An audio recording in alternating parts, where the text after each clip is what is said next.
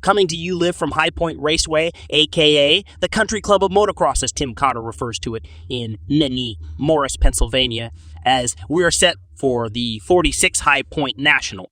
The High Point National will be the fourth round of the 2023 AMA Pro Motocross Championship, the first on the East Coast.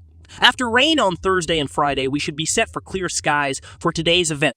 A high of about 76 degrees Fahrenheit are not expected to be too challenging today, but the High Point Raceway track characteristics will not make today easy by any means. A few things to note. Ken Roczen is making his pro motocross season debut today. Roczen said yesterday he asked his son Griffin if he would rather go on the boat or go racing this weekend, and racing won, so the Roczen squad decided to spend their Father's Day weekend at High Point Raceway. The 94 is prepping for the Thin World Supercross Championship that kicks off in July, although he will be back to an AMA starting gate in a few months' time as he is set to race the Super Motocross World Championship playoff round. First qualifying sessions. 250 Group A. In the first Group A qualifying, Joe Shimoda had the top time with a 2:22.14, but on the very last lap, Hayden Diegan snuck into pole with a 2:22.14. Ryder DeFrancesco went down in the second turn, and his right leg was stuck under his bike, but I believe it was Caden Braswell who saw it, stopped, and lifted the bike off of his fellow competitor. Championship leader Hunter Lawrence was third fastest with a 2:22.265. Justin Cooper 22.545 on the last lap, and Rajay Hampshire 2:23.451 rounded out the top five. 450 Group A qualifying. There was some brief track maintenance took place before the 450cc machines took to the starting area.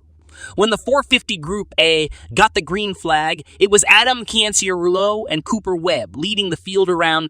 Friedrich Noren and a few other riders tangled in the second turn and got their fresh gear muddy in a hurry. Cianciarulo led the field both on track and on the board, as his 2:24.858 was pole.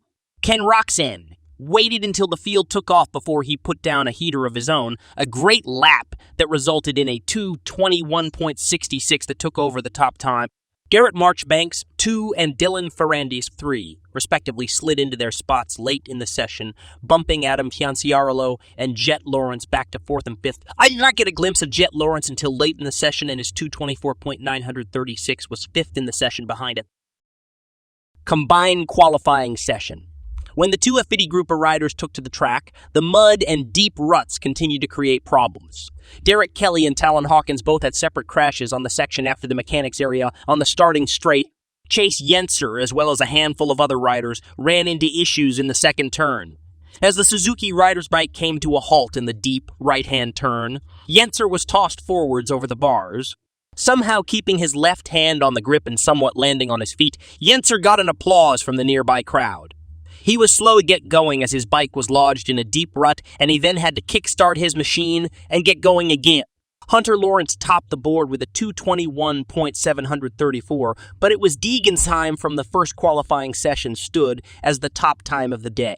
The AMA results have yet to be updated with Session 2 data, but I believe Jorgensen's time from the first two F80 Group B Session 2:21.18 gave him second overall behind Deegan.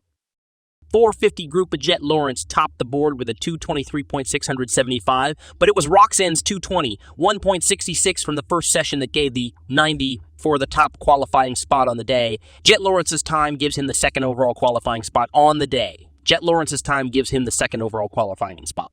The track could benefit from some sun, but at the time it has yet to arrive. Hopefully the track comes around by the time the first moto kicks off.